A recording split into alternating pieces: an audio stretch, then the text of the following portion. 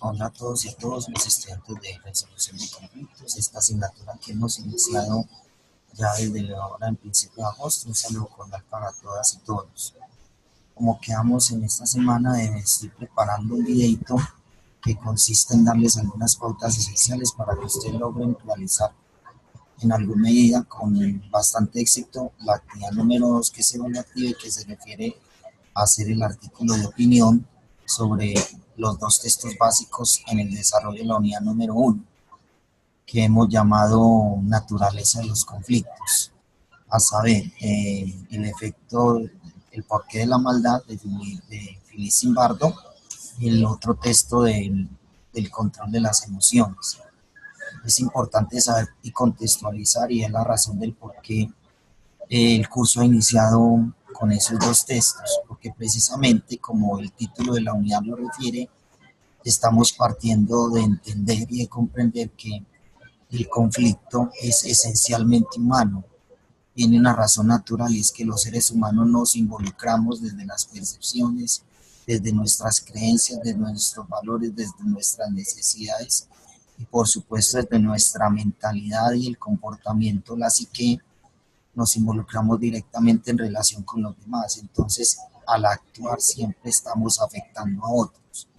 Luego podemos entender que la naturaleza del conflicto humano es en relación a otros, y la manera como nosotros, desde actitudes, comportamientos, percepciones, creencias, situaciones, contextos, afectamos a los otros y reñimos con ellos, como lo vamos a ver más adelante en otro de los textos que va a aportar en la unidad 2, que tiene que ver los elementos del conflicto, y que es Jaime Ruiz Restrepo, y que tiene que ver que de esa manera nosotros afectamos a los otros desde el comportamiento, las actitudes, y siempre va a estar referido el conflicto como una afectación a las necesidades, a los intereses, a las perspectivas que las otras personas, y que en ese sentido todos los seres humanos tenemos incompatibilidades, es decir, no se cruzan esas mismas razones y entramos en disputa, y vamos haciendo un escalonamiento de acuerdo a los grados de dificultad que tenemos con esas diferencias con los demás, tal como lo expresa el autor referido. Pero la idea de hoy con este pequeño video es darles unas pautas esenciales sobre el texto de Zimbardo, el porqué de la maldad, y que otra hora de la semana pasada en el video de presentación yo les compartí a ustedes precisamente la página web que está referida al mismo texto de Zimbardo.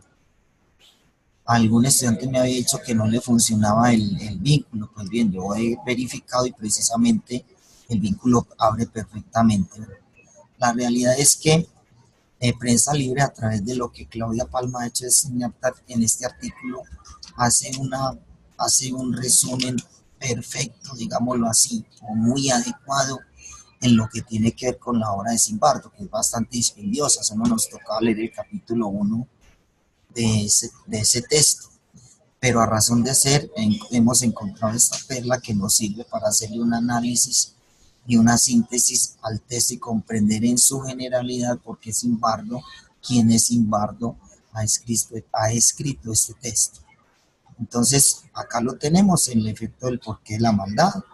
Feliz Zimbardo revolucionó el mundo de la psicología. Entonces eso nos quiere decir, es un psicólogo que ha estudiado el por qué las personas actuamos y oramos, digamos, con sevicia, es decir, con maldad, porque nuestros comportamientos, si nosotros sabemos qué es lo bueno, qué es lo malo, pues indiscutiblemente tienden es a orar mal. ¿Y por qué? Sabiendo que si algún estudiante, alguna persona, un joven, un niño, una persona adulta, cualquier persona, naturalmente hablando, si fue educada en valores, si sabe qué es lo bueno, qué es la bondad, porque a veces sus actitudes afectan a los otros, y luego, pues, desde el punto de vista ético y moral, consideramos como actitudes malas, ¿no?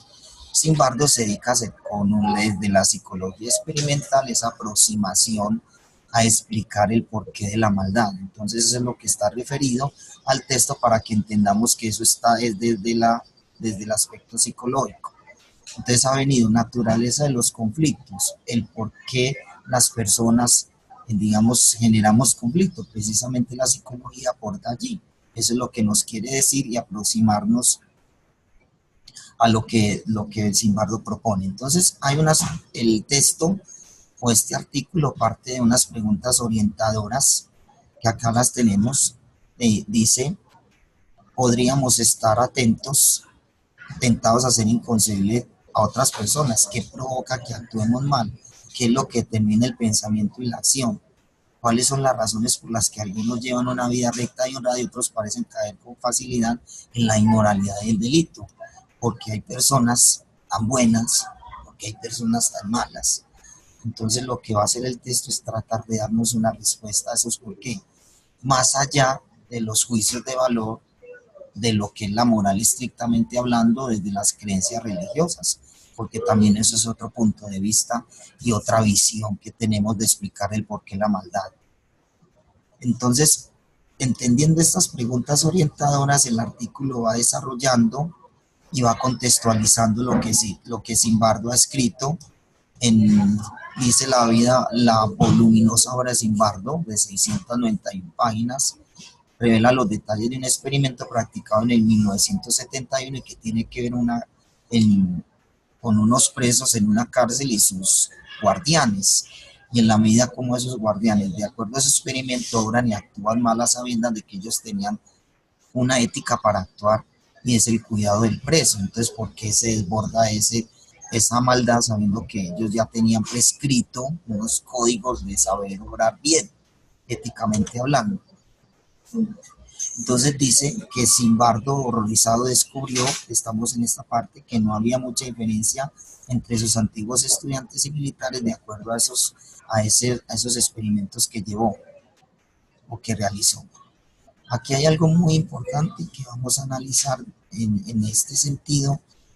Dice, Zimbardo reconoce que cualquier persona cuando tiene que tomar una decisión es influida por los alcances y los límites de tres poderes: el personal, el situacional y el del sistema.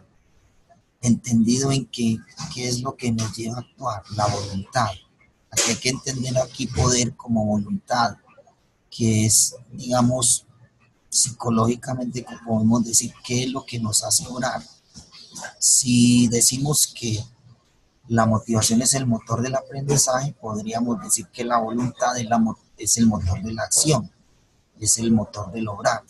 Entonces, y eso lo trasladamos a decir, es un poder que surge de lo personal, surge de las situaciones y surge del sistema. Las personas nos movemos entre nuestras situaciones personales y las del contexto, y en el contexto están todo lo social, todo lo que está referido a las demás personas, y en esa dimensión es donde se da el conflicto. Entonces, sin embargo, en su obra dice que hay situaciones que llevan a obrar a las personas mal, a sabiendas de que ese poder personal llevaría a que la persona obrase bien porque tenía todas las normas, todas las éticas posibles para que decir cómo debe comportarse. Pero debido a situaciones, debido a sistemas, las personas cambian ese comportamiento, como si dijéramos, cambian ese chip y obran mal. Entonces dice, la psicología social desde la perspectiva del investigador ofrece pruebas fehacientes de que el poder de la situación puede más que el poder de las personas en algunos contextos. Si en derecho estudian el por qué un delincuente comete determinados delitos, es entendible que un abogado defensor dirá, él cometió este delito porque lo llevó a él, la situación lo obligó, pero no estamos diciendo de que lo justifique, ¿eh? O que la persona queda impune y libre de culpa simplemente porque es que la situación lo justifica, no. Hay que entender que si bien la situación, digamos, determina nuestro comportamiento, es igual las personas van a responder ante esa situación, para que entendamos también en ese sentido. Eh, Villatoro, que es otro, pues dice, es un juez penal, profesor de criminología, lo que les estaba diciendo, en esto se ve mucho en derecho.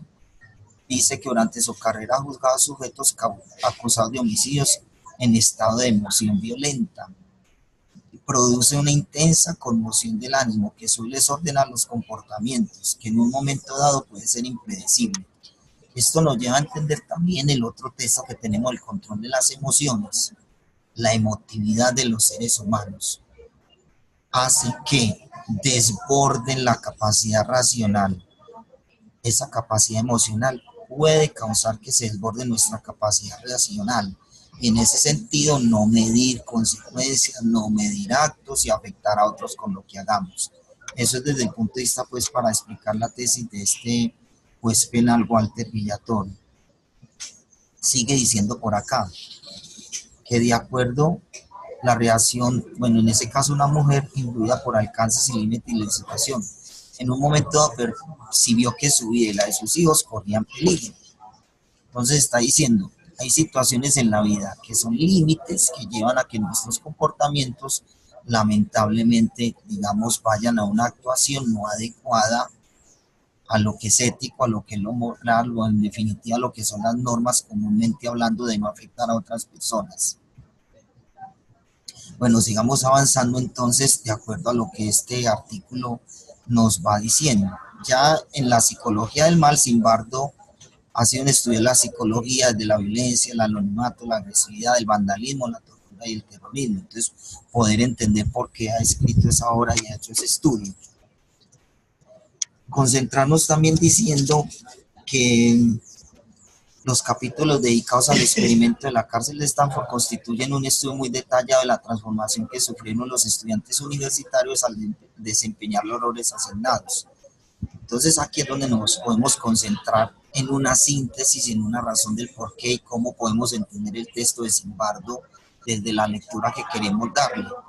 En el artículo de opinión ustedes pueden pararse, al decir pararse, es decir, usar una frase, un texto, un párrafo como si yo señalo esto y desarrollarlo en el artículo de opinión en 2 o 3 páginas, que es el cuerpo del trabajo. Es decir, yo voy a desarrollar mi opinión discursiva y argumentativamente voy a desarrollar una idea. Entonces puedo tomar una idea como decir, Zimbardo examina los procesos psicológicos que pueden inducir a una persona buena a obrar mal.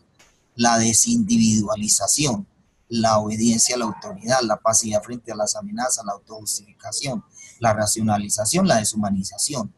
Entonces yo puedo decir, puedo tomar incluso un texto como la deshumanización, en qué sentido se aborda desde la lectura de Zimbardo, si entendemos que actuar mal y afectar a las personas a un punto de reducir su situación personal y su vida misma, ya es un acto deshumanizado o deshumanizante.